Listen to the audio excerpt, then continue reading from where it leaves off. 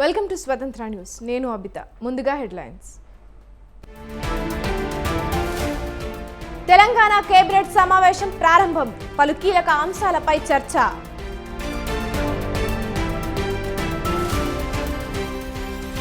ఏపీలో అల్లర్ల ఘటనపై సిట్ నివేదిక పూర్తి. డీజీపీకి నివేదిక అందజేసిన సిట్ చీఫ్.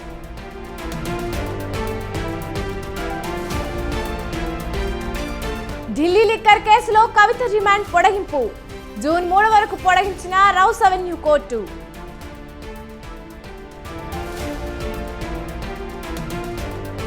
అబద్ధపు హామీలిచ్చి కాంగ్రెస్ అధికారంలోకి వచ్చింది.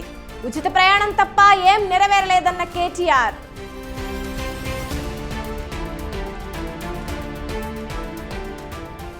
అత్యవసరంగా సమావేశమైన ఇరాన్ కేబినెట్. ఇరాన్ తాత్కాలిక అధ్యక్షుడిని ఎన్నుకున్న కేబినెట్.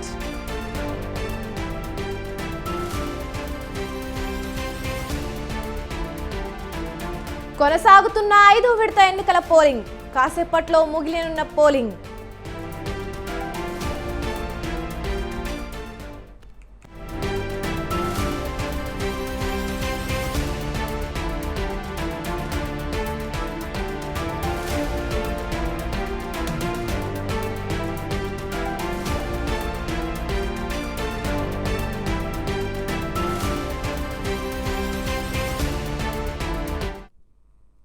సిబిఐ కేసులో కవిత రిమాండ్ను పొడిగించారు.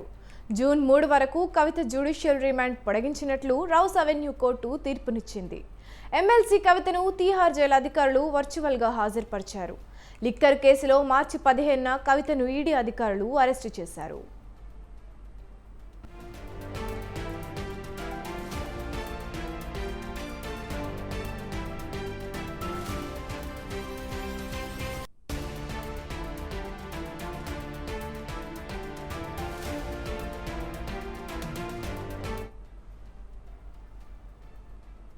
సిబిఐ కేసులో కవిత రిమాండ్ను పొడిగించారు.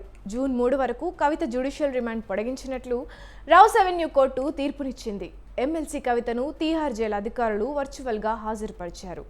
లిక్కర్ కేసులో మార్చి 15న కవితను ఈడీ అధికారులు అరెస్టు చేశారు.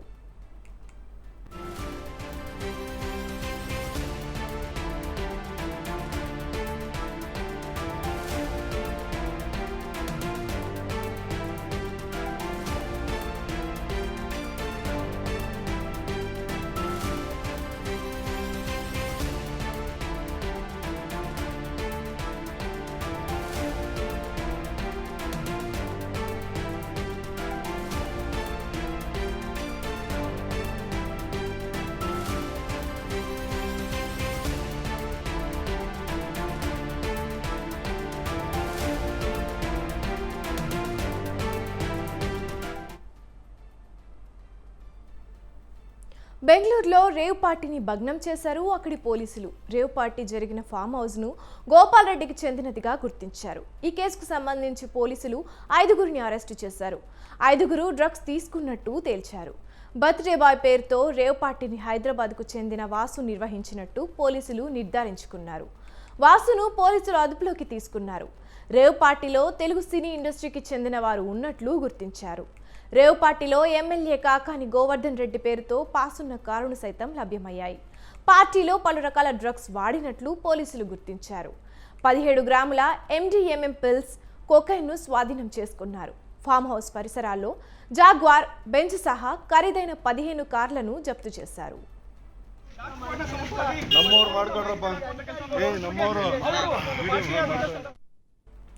బెంగళూరు రేవ్ పార్టీపై ఏపీ ఎమ్మెల్యే కాకాని గోవర్ధన్ స్పందించారు. రేవ్ పార్టీలో గుర్తించిన కారుతో తనకు సంబంధం లేదని అన్నారు. అది తన కారు కాదన్నారు.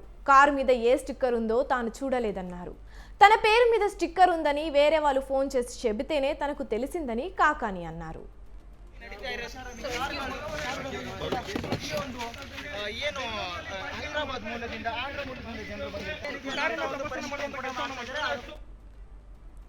బెంగళూరు శివారులో నిర్వహించిన రేవ్ పార్టీతో తనకు ఎలాంటి సంబంధం లేదని సినీ నటి హేమ స్పష్టం చేశారు.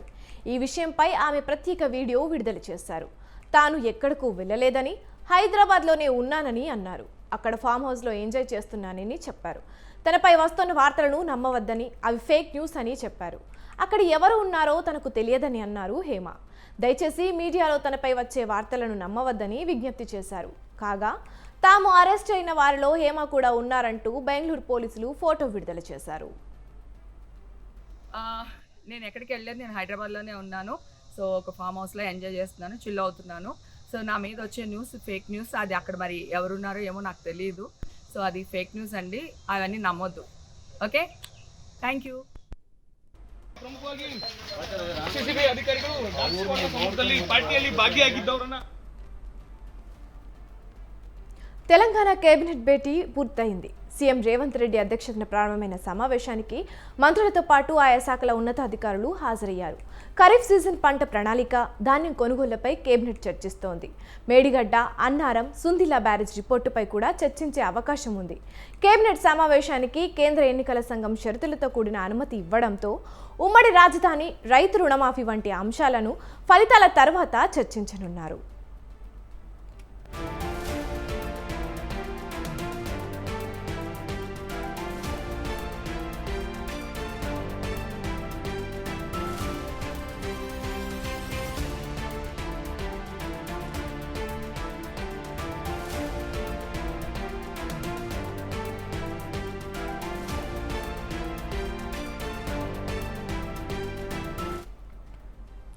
తెలంగాణ కేబినెట్ భేటీ అయ్యింది. సీఎం రేవంత్ రెడ్డి అధ్యక్షతన ప్రారంభమైన సమావేశానికి మంత్రులతో పాటు ఆయా శాఖల ఉన్నతాధికారులు హాజరయ్యారు.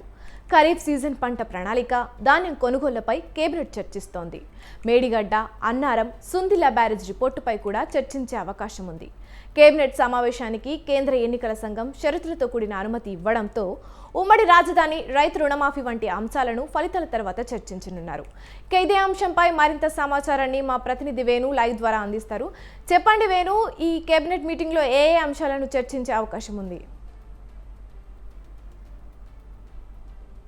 తెలంగాణ కేబినెట్ సమావేశం ముఖ్యమంత్రి రేవంత్ రెడ్డి నేతృత్వంలో కొద్దిసేపటి కిందటే సచివాలయంలో ప్రారంభమైంది. ఈ సమావేశంలో ముఖ్యంగా ఎన్నికల సంఘం ఏదైతే నిబంధనలు పెట్టిందో, కండిషన్స్ పెట్టిందో, ఆ కండిషన్స్ కు అనుగుణంగానే ఈ కేబినెట్ సమావేశం నిర్వహిస్తోంది రాష్ట్ర ప్రభుత్వం. ముఖ్యంగా ఏదైతే జూన్ 2 నాటికి రాష్ట్ర ఆవిర్భవించి 10 ఏళ్లు పూర్తవుతున్న సందర్భంగా ఆ అంశాన్ని ఈ కేబినెట్ సమావేశంలో చర్చించవద్దు, ఏదైతే పునర్విభజన అంశాలు ఉన్నాయో దానికి సంబంధించి ఎలాంటి అంశాలు చర్చించవద్దు, అలాగే మరోవైపు ఏదైతే రైతు రుణమాఫీకి సంబంధించి అంశాన్ని కూడా చర్చించవద్దని చెప్పింది. అయితే అందుకు అనుగుణంగానే రాష్ట్ర కేబినెట్ ఈరోజు ప్రధానంగా రాష్ట్ర అవతరణ ఉత్సవాలను నిర్వహించేందుకు జూన్ 2 నాటికి 10 ఏళ్లు పూర్తవుతున్న నేపథ్యంలో రాష్ట్ర అవతరణ దినోత్సవాలను చాలా పెద్ద ఎత్తున నిర్వహించాలని చెప్పి కూడా కాంగ్రెస్ పార్టీ భావిస్తోంది. ఇక మరోవైపు ఏదైతే ఇప్పటికే ధాన్యం కొనుగోలు ప్రక్రియ ప్రారంభమైంది, కొన్ని ప్రాంతాల్లో ధాన్యం తడిసిపోతున్నటువంటి పరిస్థితి ఉంది. ఈ నేపథ్యంలో త్వరితగతిన ధాన్యం మొత్తం కొనుగోలు చేసి రైతులకు ఏదైతే రానున్నటువంటి వర్షాకాలం లోపే ధాన్యం మొత్తం ప్రక్రియ కొనుగోలు చేసేలా కూడా ఈరోజు కేబినెట్ సమావేశంలో చర్చించి దీనిపై ఒక నిర్ణయం తీసుకోబోతుంది రాష్ట్ర ప్రభుత్వం. ఇక మరోవైపు జూన్ జూలైలో స్కూళ్లు ప్రారంభమవుతాయి కాబట్టి ఈ పాఠశాలల ప్రారంభోత్సవానికి ముందే పాఠ్య పుస్తకాల పంపిణీ, అలాగే వారికి సంబంధించిన యూనిఫామ్, వీటన్నిటి సంబంధించి కూడా ఒక చర్చ అనేది కేబినెట్ లో జరుగుతుంది. ముఖ్యంగా విద్యా విధానంపై కూడా ఒక పాలసీ తీసుకొస్తామని చెప్పి రాష్ట్ర ప్రభుత్వం గతంలోనే చెప్పింది. అందుకు అనుగుణంగా ఈ విద్యా విధానంపై కూడా రాష్ట్ర కేబినెట్ లో చర్చించే అవకాశం ఉంది. ఇక మరోవైపు ఏదైతే ఇరిగేషన్ డిపార్ట్మెంట్ కి సంబంధించి చూసుకుంటే మేడిగడ్డ, సుందిలా బ్యారేజ్లు ఏవైతే ఉన్నాయో వాటికి సంబంధించి ఇప్పటికే నేషనల్ డ్యామ్ సేఫ్టీ అథారిటీ ఒక మధ్యంతర నివేదిక అందించడం జరిగింది.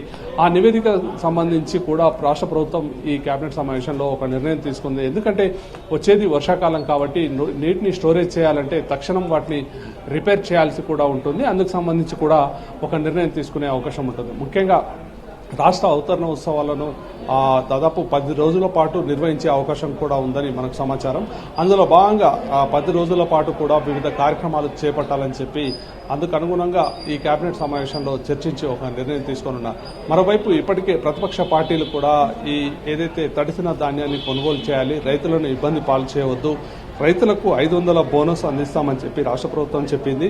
అందుకు అనుగుణంగా చర్యలు చేపట్టాలని చెప్పి ఇప్పటికే ఇటు ప్రతిపక్ష పార్టీలు కూడా డిమాండ్ చేస్తున్నటువంటి పరిస్థితి ఉంది. దీనికి సంబంధించి ఇప్పటికే బీజేపీ పార్టీకి సంబంధించిన ఎమ్మెల్యేలు ముఖ్యమంత్రిని కలిసి స్వయంగా వాళ్ళు వినతి పత్రం అందించి ఈ రైతులను ఆదుకోవాలి అని చెప్పి కూడా కోరడం జరిగింది. అయితే ఈ నేపథ్యంలో రాష్ట్ర ప్రభుత్వం కూడా త్వరితగతిన రైతులకు అన్యాయం కాకుండా చూసేలా కూడా త్వరితగతిన ఈ ధాన్యం కొనుగోలు ప్రక్రియను వేగవంతం చేసి తడిసిపోకుండానే ధాన్యాన్ని అక్కడి నుండి తరలించేందుకు కూడా కావాల్సినటువంటి ఏర్పాట్లు ఏం చేయాలి ఏంటి అనే దానిపైన కూడా ప్రధానంగా ఈ కేబినెట్ సమావేశంలో చర్చించబోతున్నారు.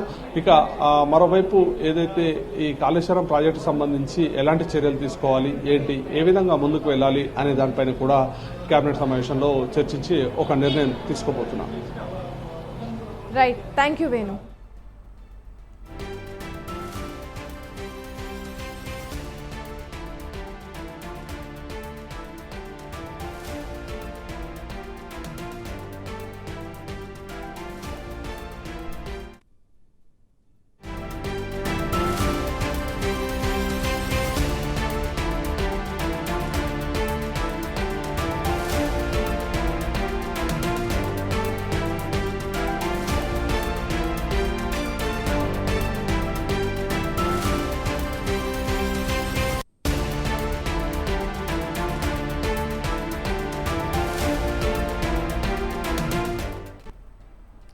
ఏపీలో పోలింగ్ అనంతర హింసాత్మక ఘటనపై నివేదికలు డీజీపీకి సమర్పించింది సిట్. ఏపీలో పోలింగ్ రోజు అనంతరం అల్లర్లపై పూర్తి నివేదిక ఇవ్వాలని డీజీపీ హరీష్ కుమార్ గుప్తా, ఐజీ వినీత్ బ్రిజ్లాల్ నేతృత్వంలో 13 మంది సభ్యులతో కూడిన సిట్ బృందాన్ని ఏర్పాటు చేశారు. ఈ బృందం సభ్యులు 2 రోజుల పాటు హింసాత్మక ఘటనలు జరిగిన పల్నాడు, అనంతపురం, తిరుపతి జిల్లాల్లో పర్యటించి వివరాలు సేకరించారు. ఆయా ఘటనా స్థలాలను పరిశీలించారు. ఏసీబీ అడిషనల్ ఎస్పీ సౌమ్యలత నర్సరావుపేటలో పర్యటించి పూర్తి వివరాలు సేకరించారు. అటు తాడిపత్రిలోని హింసాత్మక ఘటనలు జరిగిన ప్రాంతాన్ని పరిశీలించిన సిట్ బృందం పోలింగ్ రోజున జరిగిన అల్లర్లు, మాజీ ఎమ్మెల్యే జేసీ ప్రభాకర్ రెడ్డి, ఎమ్మెల్యే పెద్దారెడ్డి మధ్య జరిగిన వివాదంపై వివరాలు సేకరించింది. పోలింగ్ రోజున ఓం శాంతి నగర్లో టీడీపీ, వైసీపీ నాయకుల మధ్య జరిగిన రాళ్లదాడి ఘటనకు సంబంధించి కూడా వివరాలు సేకరించారు. అలాగే తిరుపతిలోని పద్మావతి యూనివర్సిటీని సైతం సిట్ బృందం సభ్యులు పరిశీలించి ధ్వంసమైన వాహనాల వివరాలు సేకరించడం సహా చంద్రగిరి టీడీపీ అభ్యర్థి పులివర్తి నానిపై హత్యాయత్నం ఘటనా స్థలాన్ని పరిశీలించారు.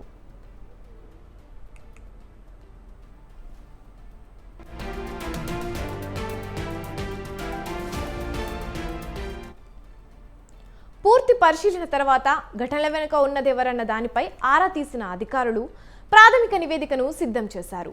రిపోర్టును డీజీపీ హరీష్ కుమార్ గుప్తాకు సిట్ చీఫ్ వినీత్ బ్రిజ్లాల్ సమర్పించారు. ఈ నివేదికను సిఈసికి కూడా పంపనున్నారు. ఇక ఇదే అంశంపై మరింత సమాచారాన్ని మా ప్రతినిధి సంతోష్ ఫోన్ లైన్ ద్వారా అందిస్తారు. చెప్పండి సంతోష్, ఈ నివేదికలో ఏ అంశాలు పొందుపరిచారు? అవిత, ఏదైతే ఏపీలో ఎన్నికల పోలింగ్ అనంతరం అదేవిధంగా పోలింగ్ రోజు జరిగినటువంటి హింసాత్మక ఘటనలపై సిట్ ఏర్పాటు కూడా జరిగింది. ఈ యొక్క సిట్ బృందం అయితే క్షేత్రస్థాయిలో పర్యటన వెళ్లి జరిగినటువంటి సంఘటనలపై అయితే కనుక ఆరా తీయడం, కేసులు నమోదు చేసినటువంటి తీర్పు కావచ్చు, ఏ సెక్షన్లు పెట్టినటువంటి ఈ అంశాలన్నిటిని కూడా పూర్తి స్థాయిలో పరిశీలించిన అనంతరం కూడా ఇక డీజీపీ హరీష్ కుమార్ గుప్తాకి అయితే కనుక ఈ రోజు ఈ నివేదిక అనేది కూడా అందించడం కూడా జరిగింది. మొత్తంగా చూసుకున్నట్లయితే కనుక ఏదైతే వైసీపీ నాయకులు సైతం కూడా తాడిపత్రిలో ఉన్నటువంటి పెద్దారెడ్డి సంబంధించినటువంటి ఇంట్లో పోలీసులు ప్రవర్తన తీరుపై కావచ్చు, అదేవిధంగా టీడీపీ నాయకులు చేసినటువంటి తీరు, అదేవిధంగా టీడీపీ ఏజెంట్ల కిడ్నాప్ కలకలం, ఇవన్నిటిపై పూర్తి సమగ్ర నివేదిక అనేది కూడా ఇక డీజీపీ హరీష్ కుమార్ గుప్తాకి అందించడం కూడా జరిగింది. దీని అనంతరం కూడా సిఎస్సికి కూడా ఈ యొక్క నివేదిక అనేది కూడా వెళ్ళడం జరుగుతూ ఉంది. అనంతరం ఇటు రాష్ట్ర ఎన్నికల అధికారితో పాటు కేంద్ర ఎన్నికల సంఘానికి సైతం కూడా ఈ యొక్క నివేదిక అనేది కూడా అందించనున్నట్టు కూడా తెలుస్తూ ఉంది. ముఖ్యంగా ఇటు వీరిపై చర్యలకి సిద్ధమవుతున్నట్టు కూడా తెలుస్తూ ఉంది.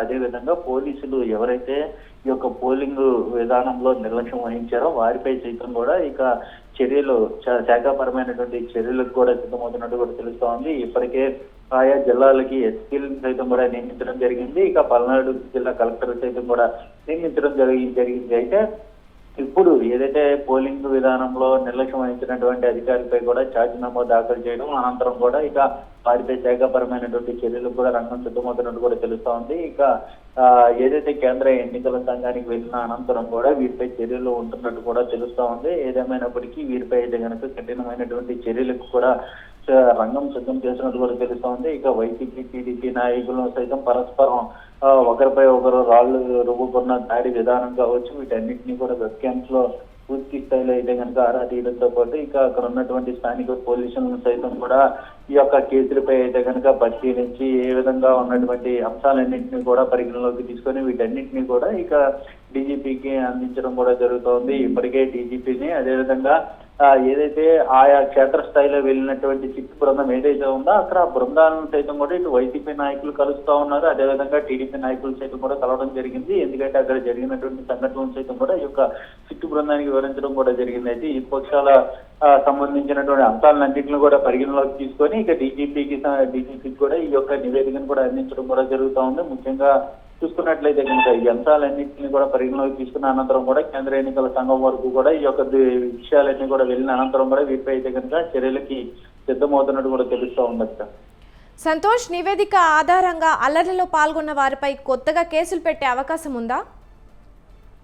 ఏదైతే ముఖ్యంగా చూసుకున్నట్లయితే కనుక ఇప్పటికే ఏదైతే హింసాత్మక సంఘటనలు జరిగినా అప్పుడు కూడా ఇక దాదాపు కొంతమందిపై కేసులు నమోదు చేయడం జరిగింది. అదేవిధంగా ఇటు సిట్ బృందము వెళ్ళిన అనంతరం కూడా దాదాపు వీరిపై కూడా కొత్తగా కేసులు నమోదు చేసే అవకాశాలు కనబడతా ఉన్నాయి. దాదాపు 33 హింసాత్మక ఘటనలు జరిగాయంటూ కూడా ప్రాథమిక నిర్ధారణకు వచ్చినట్టు కూడా తెలుస్తూ ఉంది. ఈ యొక్క హింసాత్మక ఘటనలపై కూడా ఎక్కువగా దృష్టి పెట్టినట్టు కూడా తెలుస్తూ ఉంది. ఎవరైతే ఎక్కువగా వీరి హింసాత్మక ఘటనలు ప్రేరేపించారో వారిపై అయితే కనుక కఠిన చర్యలు తీసుకునేందుకు కూడా వారిపై ఎక్కువ సెక్షన్లు నమోదయ్యే విధంగా కూడా ఇక రంగం సిద్ధమవుతున్నట్టు కూడా తెలుస్తోంది. దీనిపై అయితే కనుక కొత్తగా కేసులు నమోదవుతున్నట్టు కూడా తెలుస్తోంది. ఏదేమైనప్పటికీ ఇక నాయకులతో పాటు అక్కడ ఉన్నటువంటి ఎవరైతే ఏజెంట్లు పరస్పర దాడులకు దిగారో, అదేవిధంగా ప్రజలకి శాంతి భద్రతలకు విఘాతం కలిగించారో వీరిపై అయితే కనుక పూర్తి స్థాయిలో కఠిన చర్యలు ఉంటాయి. దానికి సంబంధించి ఇటు సెక్షన్ సైతం కూడా వీరిపై పెట్టే విధంగా కూడా ఉంటున్నట్టు కూడా తెలుస్తూ ఉంది. Right, thank you Santosh.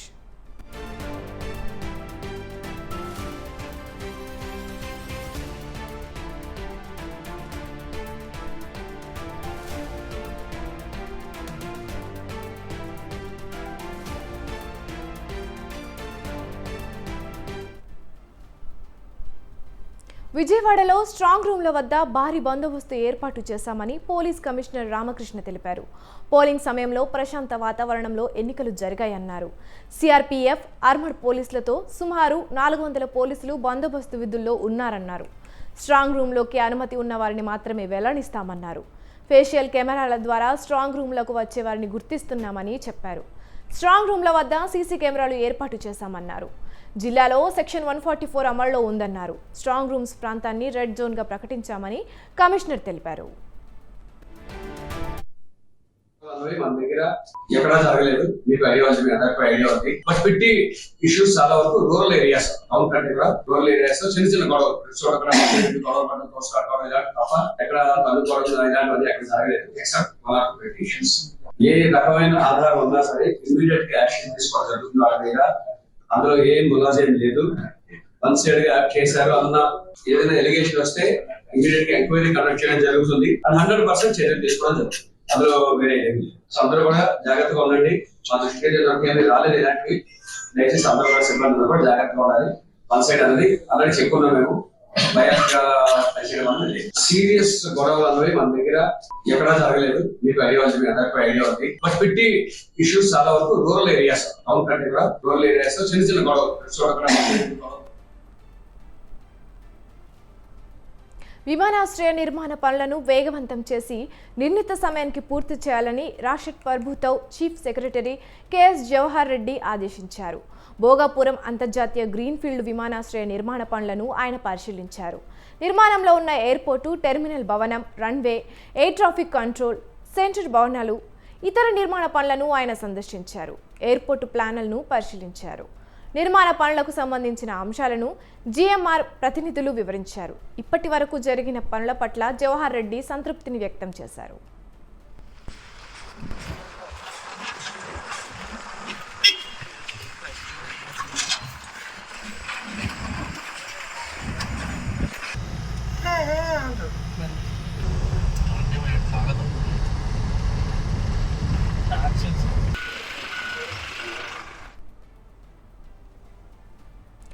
తిరుపతిలోని పద్మావతి మహిళా విశ్వవిద్యాలయంలో కౌంటింగ్కు అన్ని ఏర్పాట్లు చేస్తున్నట్లు చెప్పారు జిల్లా కలెక్టర్ ప్రవీణ్ కుమార్. తిరుపతి జిల్లాలో పోలింగ్ శాతం పెరిగిందన్నారు. 2019 ఎన్నికల్లో 78.48% పోలైతే 2024లో 78.63% పోలింగ్ నమోదైందన్నారు. తిరుపతి జిల్లాలోనే వెంకటగిరి నియోజకవర్గంలో ఎక్కువగా పోలింగ్ శాతం నమోదైందని, దొంగ ఓట్లు వేయడానికి వచ్చిన వారి 3పై కేసులు పెట్టామన్నారు. తిరుపతికి అదనంగా 2 కేంద్ర బలగాలు చేరుకున్నాయన్నారు. ఎక్కడ కూడా ఎటువంటి ఇష్యూ లేకుండా పీస్ఫుల్గా అయ్యేదానికి కూడా అన్ని అరేంజ్మెంట్స్ అన్ని మెజర్స్ తీసుకోవడం జరుగుతుంది. సో దీనికి సంబంధించి మనకు మన కాన్స్టిట్యున్సీస్లో ఎక్కడెక్కడ సమస్యాత్మక ప్లేసెస్ ఉన్నాయి, ఎక్కడ sensitive villages where we are anticipating law and order issues అటువంటి వాటిలన్నింటిలో కూడా ఆల్రెడీ టికెట్స్ కొన్ని ఆల్రెడీ పోస్ట్ చేసాం. ఇంకొంత ఫోర్స్ ఎక్స్ట్రా ఫోర్స్ వస్తే మేబీ నెక్స్ట్ 2 daysలో కూడా దాదాపు 60 points ఐడెంటిఫై చేస్తాం. 60 pointsలో కూడా టికెట్స్ పోస్ట్ చేసి ఈ లా అండ్ ఆర్డర్ ఇష్యూస్ ఏమీ అరైజ్ కాకుండా ఉండే విధంగా మెజర్స్ తీసుకుంటాం. అట్లాగే అందరితో కూడా కొంత అవేర్నెస్ కూడా క్రియేట్ చేసి ఎవరు కూడా ఆ రోజు ఎటువంటి ఇన్సిడెంట్స్లో ఇన్వాల్వ్ కాకుండా ఉండే విధంగా మెజర్స్ తీసుకోవడం. అట్లాగే ఎవరైతే ట్రబుల్సమ్ ఫెలోస్ ఉన్నారో వాళ్ళందరినీ ఐడెంటిఫై చేసి ఆ రోజు ముందుగానే వాళ్ళకి కౌన్సిల్ చేయడం, అట్లాగే ఆ రోజు అవసరమైతే వాళ్ళని స్టేషన్లో పెట్టడమా లేకపోతే హౌస్ అరెస్ట్ చేయడమా చేసి ఎటువంటి ఇష్యూ అరేజ్ కాకుండా ఉండే విధంగా అన్ని మెజర్స్ తీసుకుంటాం. ఎలక్షన్లో ఉపయోగించకుండా తీసుకువచ్చాం. కొన్ని రిజర్వ్ ఈవీఎం కావచ్చు, అటువంటి ఈవీఎం కౌంటింగ్ కి సంబంధం లేదు కాబట్టి ఆ ఈవీఎం ని సెపరేట్ బ్లాక్ లో మనం పెట్టడం జరిగింది. కౌంటింగ్ సెంటర్ కూడా అక్కడే ఏర్పాటు చేయడం జరుగుతుంది. ఒక పీసీ, ఒక అసెంబ్లీ సెగ్మెంట్, అసెంబ్లీ పార్లమెంట్ సంబంధించి 2 కౌంటింగ్ హాల్స్ ఉంటాయి. సో 7 సెగ్మెంట్స్ కాబట్టి 14 కౌంటింగ్ హాల్స్ ఉంటాయండి. అక్కడ దాదాపుగా 90% అరేంజ్మెంట్ ముందే చేశాం. ఎందుకంటే ఈవీఎం స్టోరేజ్ తర్వాత మూవ్మెంట్ కష్టం కాబట్టి అరేంజ్మెంట్ దాదాపుగా 90-95% చేయడం జరిగింది. ఓన్లీ ఫర్నిచర్స్, అదేవిధంగా స్టేషనరీ, కొన్ని లాజిస్టిక్స్ సంబంధించి ఏర్పాట్లు అన్ని కూడా 3 days బిఫోర్ ద కౌంటింగ్, అంటే 5వ తేదీ 4వ తేదీ, సో 1వ తేదీ దాకా పూర్తి చేస్తాం. 3 days before that. Then counting సంబంధించి క్యాండిడేట్స్ కూడా వాళ్ళ ఏజెంట్ అపాయింట్ చేస్తారు. వాళ్ళ లిస్ట్ కూడా రిటర్నింగ్ ఆఫీసర్ కి సబ్మిట్ చేయాలి 3 days before the counting day. 5 o'clock before 3 days before the counting ఇచ్చినట్లయితే పోలింగ్ ఏజెంట్ అపాయింట్మెంట్ కూడా. తెలంగాణ ఈసెట్ ఫలితాలను ఉన్నత విద్యా మండలి చైర్మన్ లింబాద్రి విడుదల చేశారు. పాలిటెక్నిక్ విద్యార్థులు ఇంజనీరింగ్ కాలేజీల్లో చేరేందుకు ఈసెట్ నిర్వహణ జరిగింది. రాష్ట్ర వ్యాప్తంగా 23,330 మంది విద్యార్థులు ఈసెట్ పరీక్ష రాయగా 22,365 మంది విద్యార్థులు క్వాలిఫై అయ్యారు. ఈసెట్ బీఎస్సీ మ్యాథ్స్లో పెద్దపల్లికి చెందిన యాదగిరి మొదటి ర్యాంక్ సాధించగా, కెమికల్ ఇంజనీరింగ్లో ఏపీకి చెందిన మనోహన్ మొదటి ర్యాంక్ సాధించారు. రాష్ట్రంలో మొత్తం 33,000 సీట్లు ఉండగా 22,000 వరకు మాత్రమే అడ్మిషన్లు జరుగుతాయి.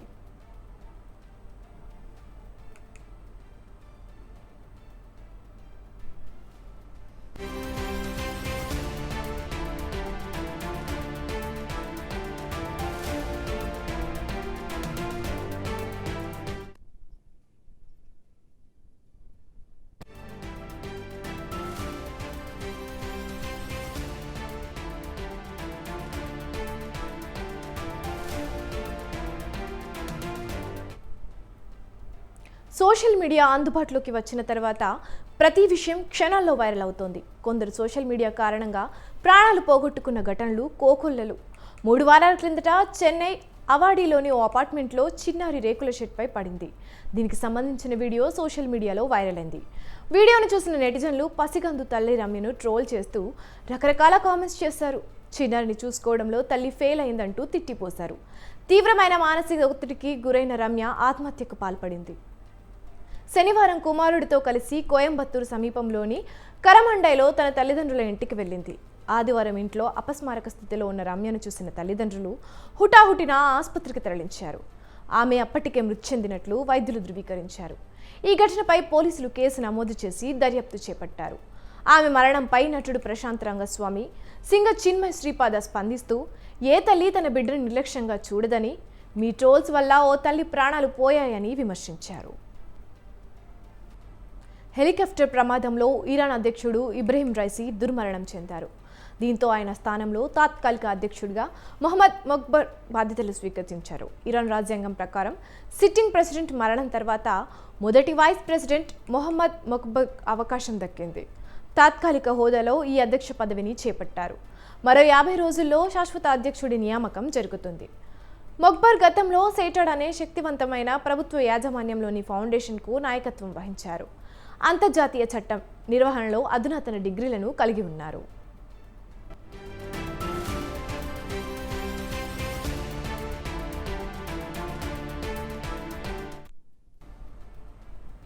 ఇవి ఇప్పటివరకున్న బులెటిన్ అప్డేట్స్. చూస్తూనే ఉండండి స్వతంత్ర న్యూస్.